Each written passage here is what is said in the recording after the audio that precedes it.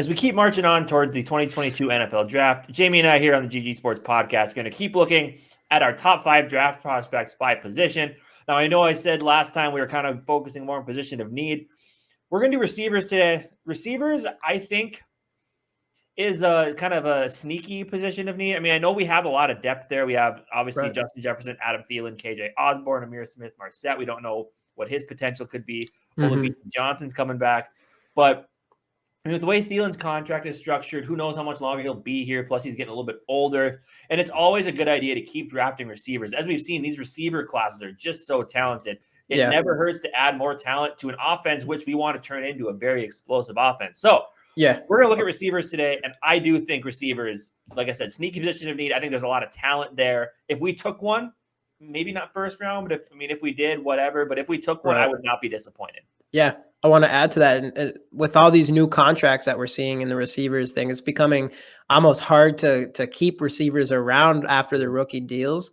So it's good to have someone else in there. Obviously, with Justin Jefferson, we got to do it. We got to pull the trigger. He's once in a lifetime type of talent there. But before we jump in here, I want to thank everyone for watching the GG Sport podcast of the Minnesota Vikings, where we endure heartbreak but always bleed purple.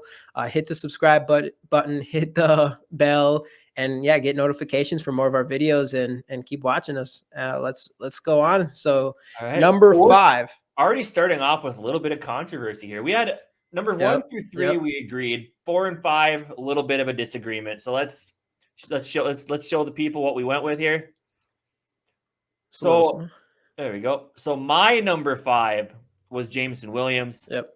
So he's left side, I'm right side. Yep. Jamie's number 5 was Chris Olave. Let me get into Jamison Williams here. So I love Jamison Williams. Obviously, the guy's got speed for days. Probably one of the fastest receivers right now in the draft. Touchdown machine. Obviously, everything was going super well for him before he had, and that's a reason why he's a little bit lower. The injury in the national title game, tearing the ACL. Tough injury to come back from, especially for a receiver. I think the guy's got a ton of talent. Sky's the limit. But, I also saw, and I noticed this with a lot of the tape I watch of these receivers, a lot of deep shots. I don't know, and I didn't watch a full tape session. I just watched some highlights. I noticed just a lot of deep shot touchdowns. I'm not sure how his route tree is. Don't know if he needs to develop that. That's the first thing I really noticed. But I mean, his speed, his catching ability, his big play potential, all that just jumps right off the page when you watch this guy's highlights. It's just, and the biggest question for him is going to be, how does he bounce back from the injury? But if the Vikings took him, I would not be disappointed. I think he's an absolute stud. I think he's going to make some team very happy. And I like him, but there's 4 guys I like more than Jamison Williams. I definitely agree with a lot of stuff you said. I'll go more into that later. But Chris Olave, I think, I see him as, like, watching him, it's pretty similar to me as Jamison Williams. It seems like he's a lot of deep threat. You don't really see a lot more from him besides that, I guess, as far as, even catching slants and breaking some tackles and extending plays. He seems like more of a guy that, is more of a deep threat. He does look like he makes good adjustments to the ball and has really good hands. I think one thing with him is, wasn't it? Because it was once Garrett Wilson kind of went down when he started kind of getting hyped up a little bit later on in the season. So I think he's someone that carries a little bit of hype and stuff. What else I was going to say about him? I think doesn't he also own the Ohio State receiving touchdown record? Yeah, he does. I think you did mention that before, actually. I believe so. Which is really good. Like, I do think he's pretty good. I gave him a pretty high grade, but I don't know. I just don't see, like, the difference between – that's what I was going to say. The difference between him and Jamison Williams to me is, he's that type of player where he's a deep threat. And I do think he does run some pretty good routes to some extent, though, because he does seem to get pretty wide open a lot. But the difference between him and Jamison Williams to me is that Jamison Williams does have that top-notch speed, like Chris Olave, I think it's Olave. Chris Olave does have that speed. We know he had a really good 40 time as well, but we didn't get to see, obviously, Jameson Williams 40 time, but you can just see like his speed could be, you know, a Tyreek Hill type of thing. And I think when you kind of need that extreme explosive, I think if you're going to be a more one-dimensional downfield threat type of player.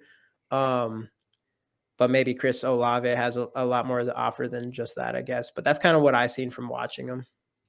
But I mean, besides that, though, you know, try not to go too far on him, but I did want to talk about his, you know, so his last year's stats and stuff like that. PFF graded him 79.3. He played 12 games, 65 receptions, 14.4 yards per receptions, 936 yards, which is 78 yards per game, and then 13 touchdowns. That's the big one for him. Height 6 foot, weight 187, arms 31 and 1/8 inches, and hands 9.5. So all that stuff's really good, actually. In combine, he ran a 4.39, still super fast. Burt was 32, which is a little low, I would say, but obviously his competition was really good in Big Ten.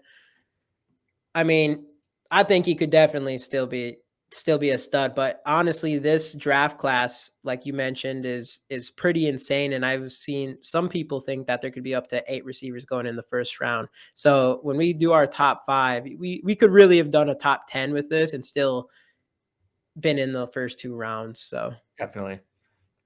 So yeah, number 4.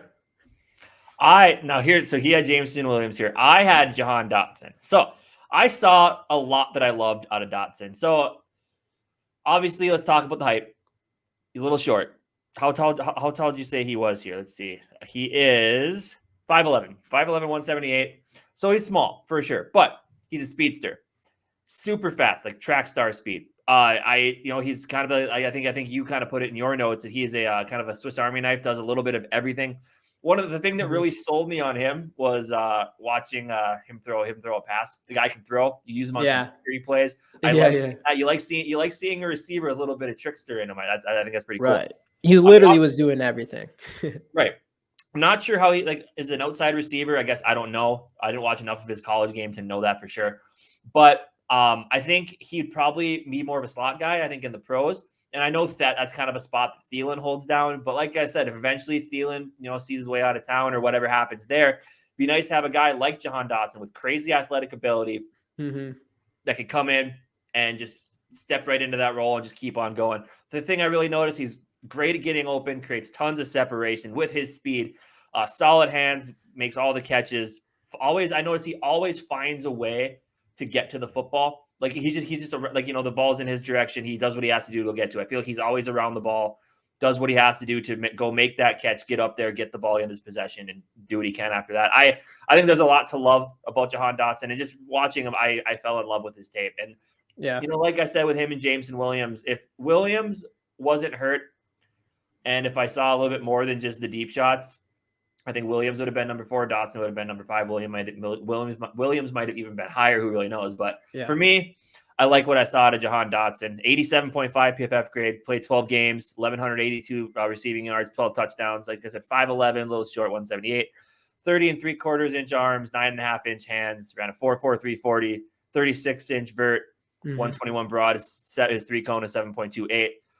Like you said, Big Ten is a huge deal. I mean, it's not the big bad SEC like Jameson Williams plays in, but Big Ten is a very studly conference. So him doing this in the Big Ten is pretty impressive to me. I would be happy if the Vikings took a shot at the guy. Yeah.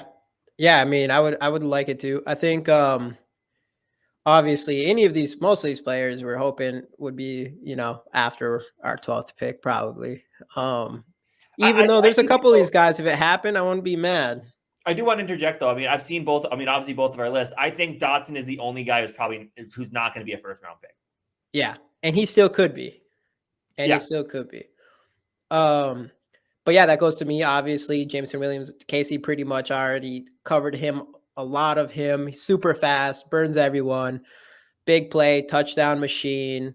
I think and we don't really, like you mentioned before, we don't really know what his route running tree really looks like. It seems from just watching highlights, it's every play all his highlighted plays are definitely like big explosive long touchdown plays. There's not a lot of like just like I said with Olave, just short, I don't know, just short little passes, screens, and things like that, where you kind of see him be a little bit more one dimensional, I guess. But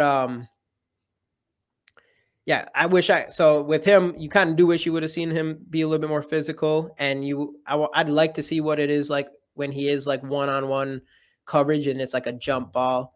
I don't think we went into his stats at all, but he had a PFF grade of 81.6, played 15 games, obviously got hurt in the national championship, 78 receptions at 20 yards per reception, which is actually super insane.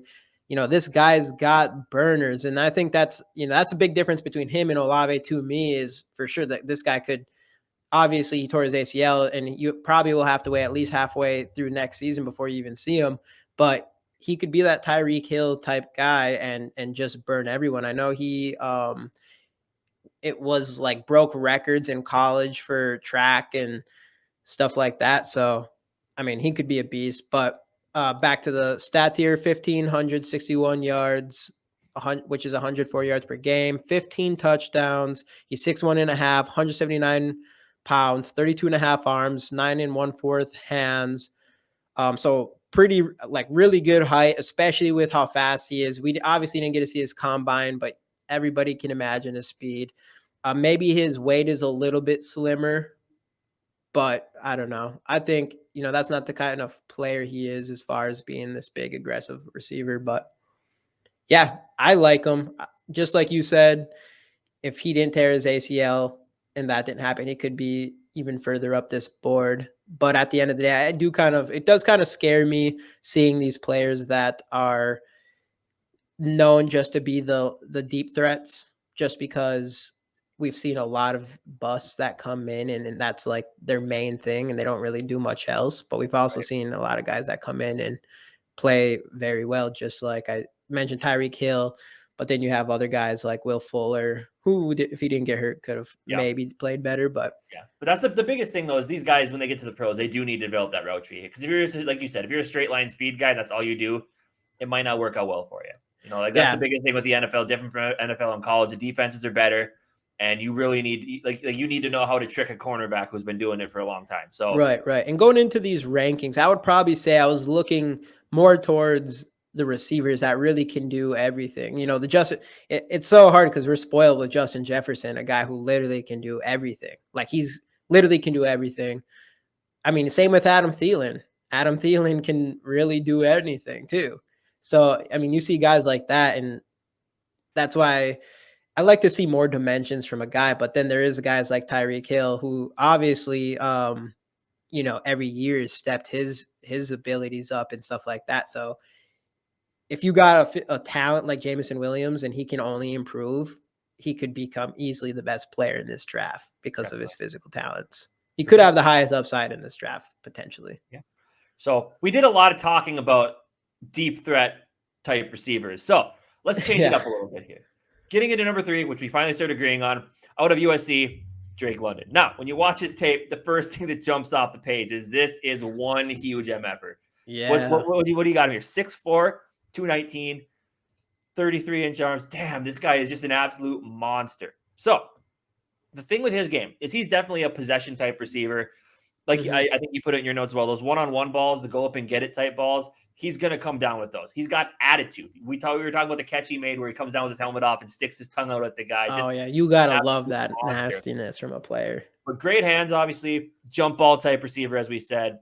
The thing I worry about is at the pro level, the next step, will he be able to create space against pro cornerbacks? How's his route tree? Is he quick? I don't know these things. And looking at his tape, it looks like he was the guy who just chuck it up and hope he can go up and get the ball. Mm-hmm.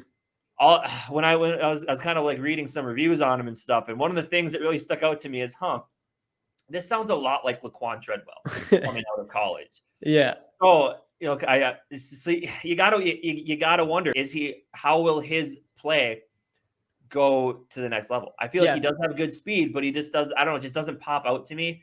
And that's what concerns me a little bit. I do think he's going to be a good NFL receiver, but will he be a great NFL receiver? I don't know. Yeah, it's fair, especially for us Viking fans who, we did the whole Laquan Treadwell thing. And I was super pumped with Laquan Treadwell when we Yeah, picked him. but And like it it's a was lot of the because I felt same. like we really needed that kind of possession receiver. But even in his highlights and stuff, like you've mentioned, is that you didn't really see plays where he gets behind the cornerbacks or anything like that. It's always Everything's kind of contested. that one-on-one. But so we talk about Treadwell, obviously from the other side, it's guys like DeAndre Hopkins.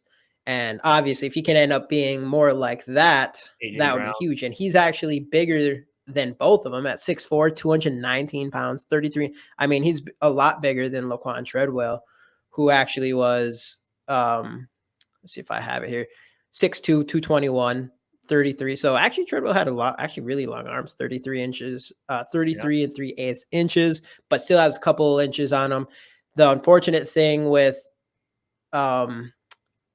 London is he also was injured, and we aren't able to see what his combine would have looked like. I would have really liked to see what his vert was, and obviously his speed. I think people project him around like a 4 or 5, and if that's true, then that would really blow him out of the water with Treadwell, who ran like a 4.63 or something like that, and his vertical, because I think Treadwell jumped like a 33-inch vertical. So those things are kind of concerning as far as Laquan Treadwell goes, because those are, like, I bet you, I don't know what DeAndre Hopkins was, but I'm pretty sure he has a pretty big 40 or You vertical. think so? You think so? That'd be important Yeah, for a possession receiver like that. Yeah. But I mean, like like with him, you like what you see. The size is, you'll take a shot on a guy with that size because maybe you can get something out of him. But And not just that, we'll go into his stats real quick. 91.3 PFF grade, which is like amazing. He played 8 games, obviously got hurt. 88 receptions in those 8 games. 1,084 yards, which is 135 yards per game, which is by far the most out of any of these receivers that we've covered, and 7 touchdowns. So the stats check out big time. His competition obviously isn't up there with SEC and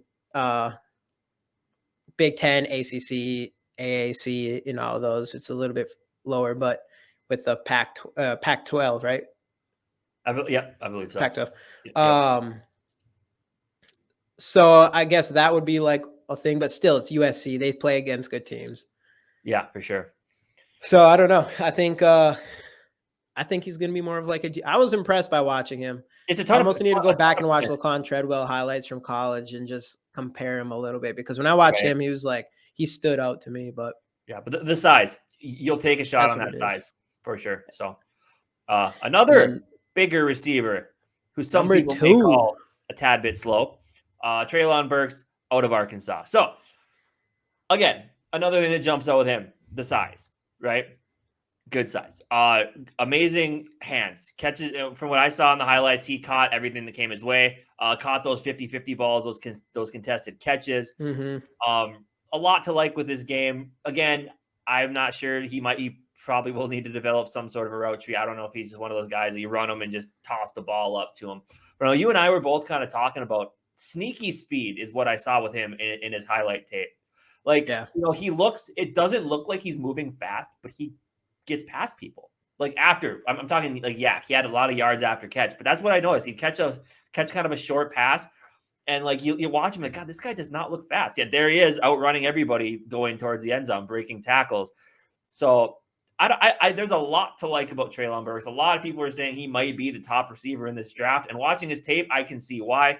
I'm not worried about his speed. Everyone talks about his 40 time, which I believe was like a 4.55, but the fact that, on tape, he looks so much faster than that, and just his athletic ability, I'm a huge fan of this man.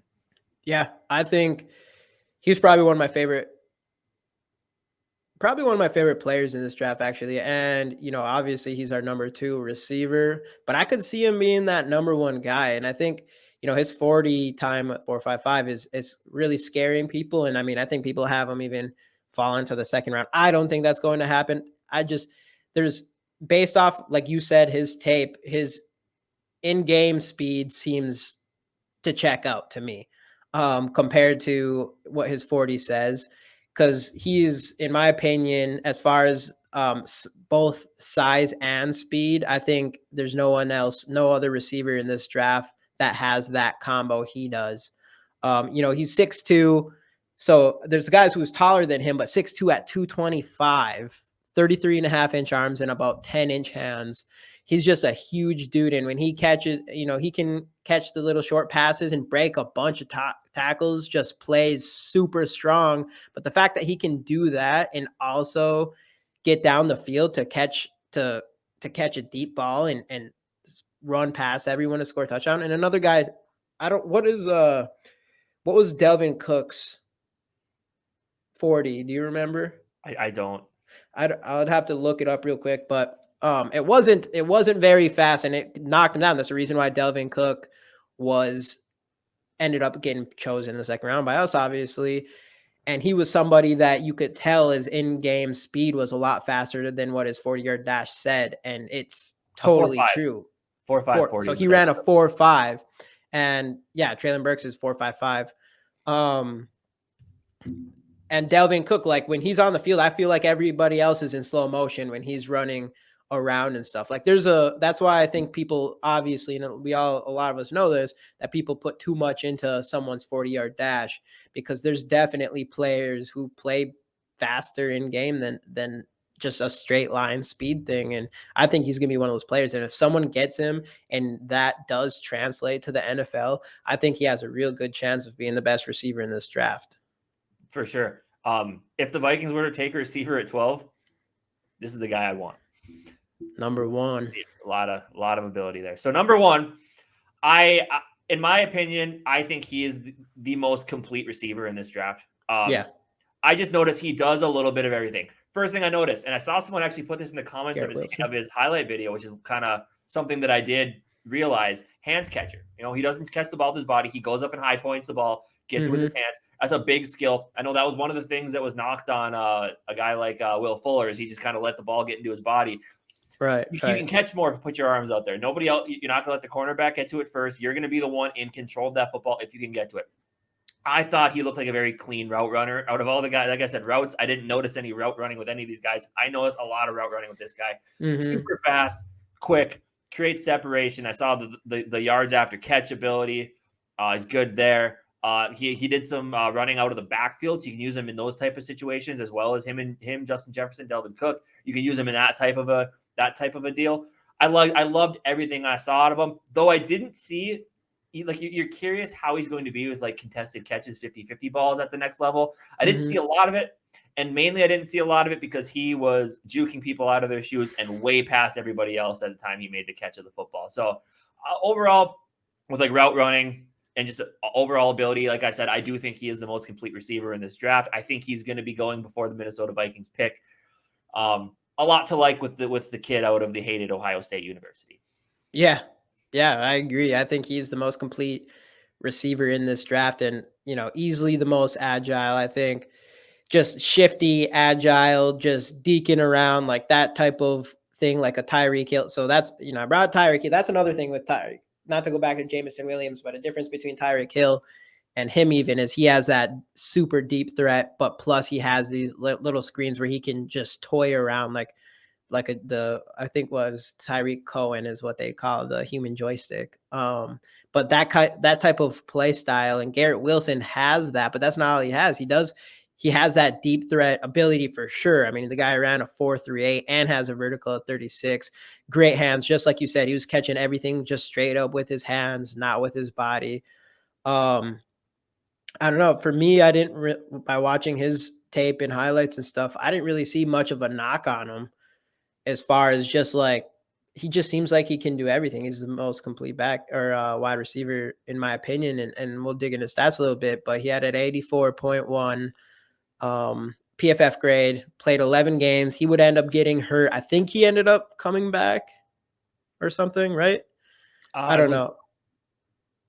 I don't remember exactly what happened with his injury, but I know he did get hurt for a second there. And then 70 receptions, 15 yards per receptions, which is obviously super good. And then 1,058 yards with 12 touchdowns, which is insane. So I think what impresses me about him, is he is 6 foot, weighs 183 pounds, arms 32, about 10-inch hands. And his shiftiness looks like he's like a 9'10", receiver, running back type of shiftiness that you only see out of those like a little like under 6 foot type of players. I don't know. He's impressive to me. I think he's, in my opinion, the easy number one. Yeah, And that 4.38 blazing speed 40 time is just on top of everything else he's got, like skill, his routes were insane. I thought his routes were insane. I thought his agility, his extending plays, all that stuff looked insane to me. His hands looked insane to me. Like maybe the 50-50 balls, and you wonder how he handles that and plays physical and stuff like that a little bit more, I guess. But everything else checks out. And maybe I don't know if he has the highest upside, but I feel like he definitely has the highest floor. Yeah. Do you feel a little JJ-esque with this guy?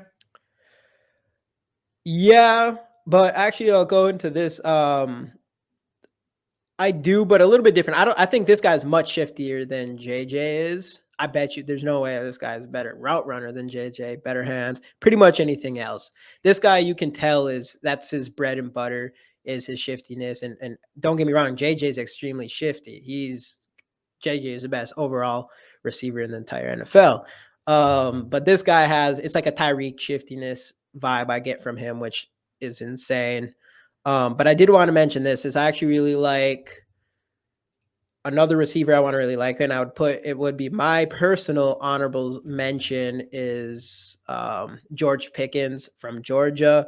I really liked his tape, and in my opinion, he actually showed the most JJ type player to me, where I don't know. I think it was his attitude at the same. He has like a really good attitude, like as far as just that gets jacked up, kind of like we see with JJ. And we kind of saw that a lot with Stephon Diggs too. I mean, maybe some people might want to call it prima donna or something, but I wouldn't say that. I like it. And then he also looked like he had really good speed, good route running, adjusted to the ball, extended plays. I don't know. There's something about JJ is more of like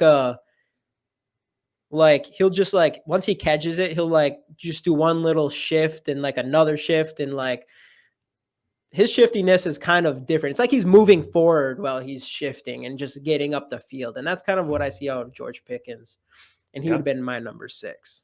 But yeah, like you said, we could have done a top 10 list and all the receivers would have made sense and could have been first round picks. So this, I mean, I feel like they've been saying it every year since the JJ draft. Is this year could be the best year for receivers ever in a draft. So it's just a ton of talent, and there's going to be a lot of receivers taken, and a lot of these guys are going to make an immediate impact in the NFL. And I'm actually super excited to see it, especially as a fantasy player. So that'd be really cool. So with that being said, that'll do it for our top 5 list for the 2022 NFL draft wide receivers. Let us know your thoughts on our list down in the comments. Leave a like if you enjoyed the video. If you want to check out some of our other stuff, you can click the links right up here to go check those out. Most importantly, do not forget to subscribe to the channel to catch all of our content up until the draft and beyond. And we will see you guys in the next episode of the GG Sports Podcast. SKOL Vikes.